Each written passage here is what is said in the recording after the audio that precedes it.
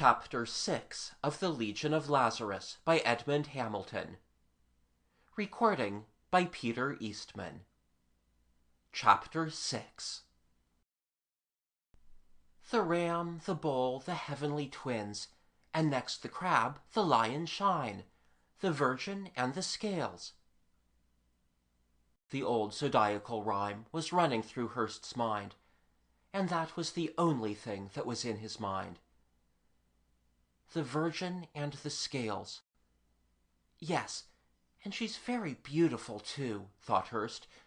But she shouldn't be holding the scales. That's all wrong.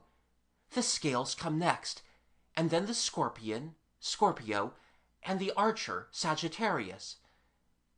And anyway, they aren't scales. They're a pair of big golden stars, and she's putting them down, and they're melting together. There's only one of them, and it's not a star at all, really. It's a polished metal jug reflecting the light, and... The Virgin smiled. The doctor said you were coming around. I brought you something to drink. Reality returned to Hurst with a rush.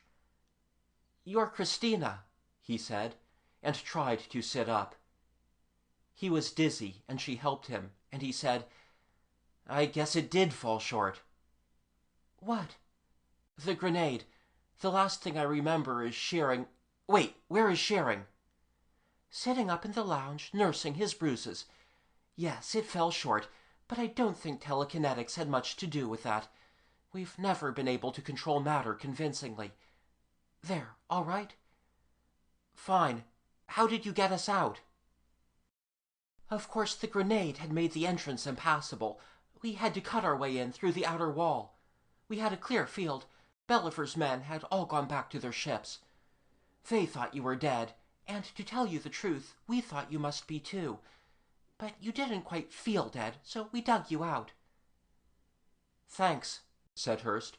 I suppose they know different now. He was in a ship's sick bay.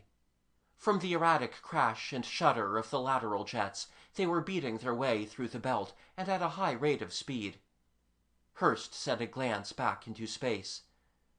The tugs and Belliver's yacht were following, but this time only the yacht had a chance. The tugs were dropping hopelessly behind. Yes, they soon found out once we got you out, but with any luck we'll lose them, said Christina. She sat down beside the bunk where she could see his face. Shearing told you about the ship. The starship, yes. He looked at her. Suddenly he laughed. You're not a goddess at all. Who said I was? Shearing, or anyway, his mind. 10 feet tall and crowned with stars. I was afraid of you. He leaned closer. Your eyes, though, they are angry. So will yours be, she said, when you fought the Bellivers as long as we have. There are still things I don't understand. Why you built the ship. Why you've kept it secret from everyone, not just Belliver. What you plan to do with it.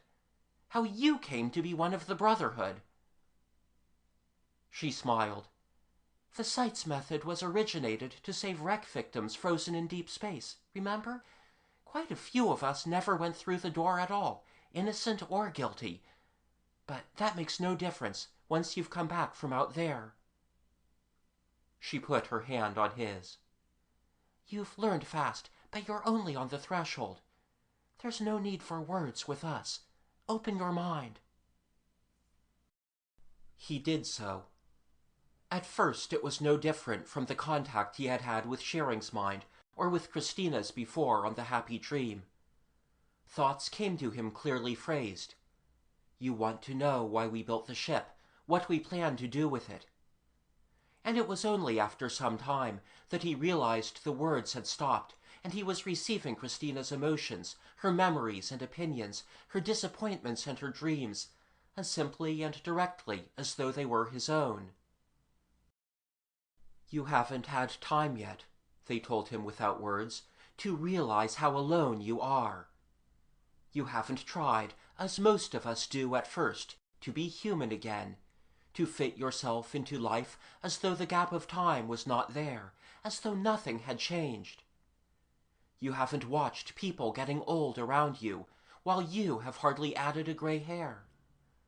You haven't had to move from one place to another, one job, one group of friends to another, because sooner or later they sense something wrong about you. You haven't had to hide your new powers as you would hide a disease, because people would fear and hate you, perhaps even kill you if they knew.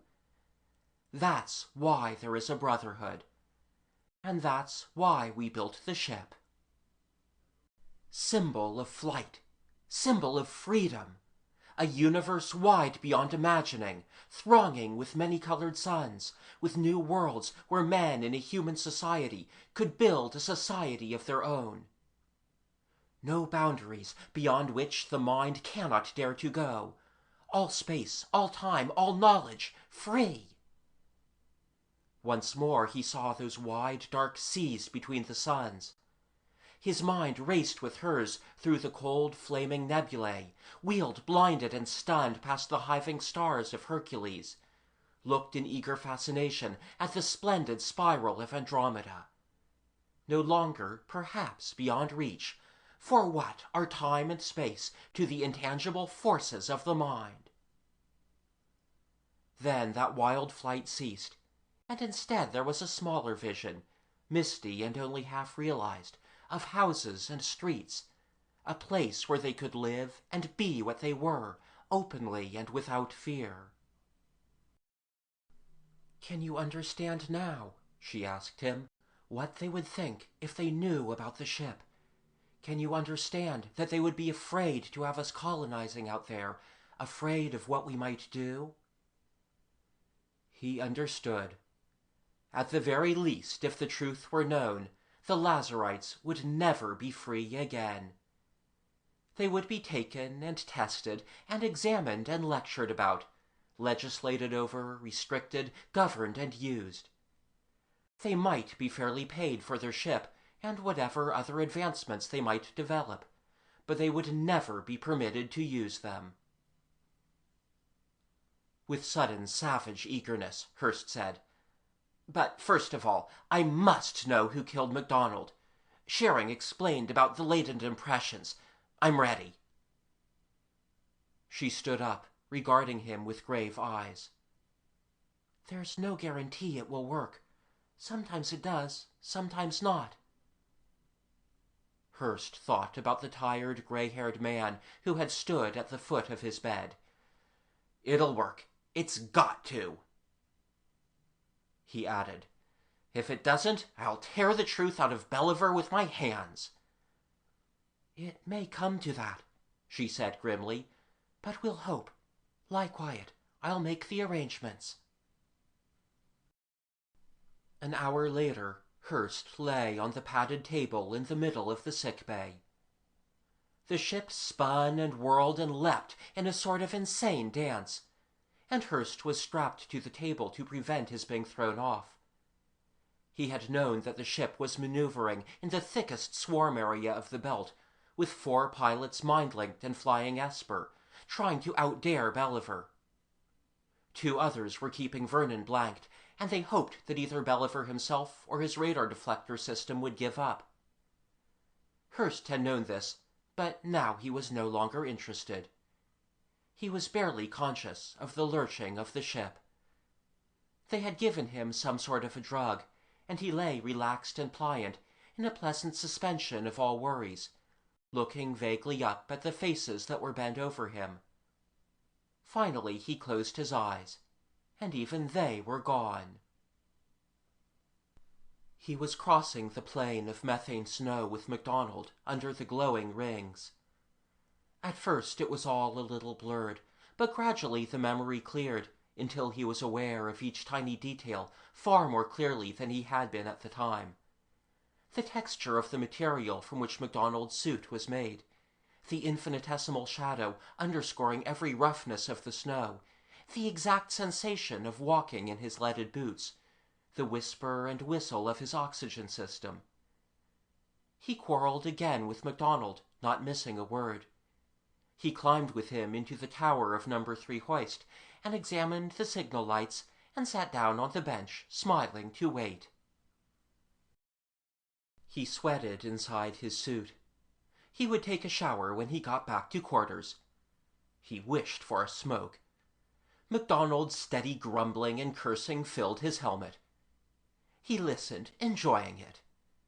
"Hope you bang yourself with your own clumsy hammer, and I wish you joy of your fortune. If you have as many friends rich as you had poor, you won't have any." There was an itch under his left arm. He pressed the suit in with his right and wriggled his body against it. It didn't do any good. Damn suits. Damn Titan. Lucky Elena, back on Earth with the kids. Making good money, though. Won't be long before I can go back and live like a human being. Now his nose itched, and MacDonald was still grumbling. There was the faintest ghost of a sound, and then crack. Then nothing. Dark, cold, sinking, very weak, gone. Nothing. Nothing. I come to in the cold silence and look down the shaft at MacDonald, and he is dead. Go back a bit. Slow. That's right. Easy. Back to Elena and the kids. Lucky Elena, in the sun and the warm, sweet air. Lucky kids. But I'm lucky too. I can go back to them soon. My nose itches. Why does your nose always itch when you've got a helmet on, or your hands all over grease? Listen to MacDonald, damning the belt, damning the tools, damning everything in sight. Is that a footstep? The air is thin and poisonous, but it carries sound. Somebody coming behind me? Split second, no time to look or think. Crack! Cold, dark, nothing. Let's go back again. Don't hurry. We've all the time in the world. Go back to the footsteps you heard behind you. Almost heard. And then I black and cold. Heavy. Flat. Face heavy against helmet. Cold. Lying down. Must get up. Danger.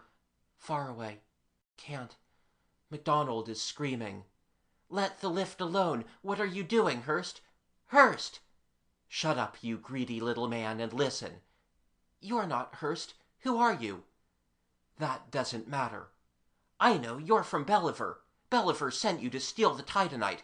Well, you won't get it. It's where nobody will ever get it unless I show them how. Good. That's good, MacDonald. That's what I wanted to know. You see, we don't need the Titanite. MacDonald screams again, and the lift goes down with a roar and a rattle of severed chain. Heavy footsteps shaking the floor by my head. Someone turns me over, speaks to me, bending close. Light is gray and strange. I try to rouse. I can't. The man is satisfied. He drops me and goes away, but I have seen his face inside his helmet. I hear him working on some metal thing with a tool. He is whistling a little under his breath. MacDonald is not screaming now. From time to time he whimpers. But I have seen the killer's face. I have seen his face. I have seen... Take it easy, Hurst. Take your time. Elena is dead, and this is Christina bending over me. I have seen the killer's face. It is the face of Vernon. End of Chapter 6.